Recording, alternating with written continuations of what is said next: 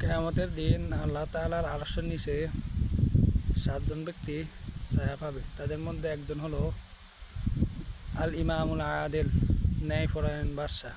ন্যায়পরায়ণ বাদশাহ বলতে যে যে জায়গার প্রধান ব্যক্তি তাকে বোঝানো হয়েছে। যে ব্যক্তি নিজের ঘরের প্রধান সে নিজের ঘরে ইনসাফ করতে হবে।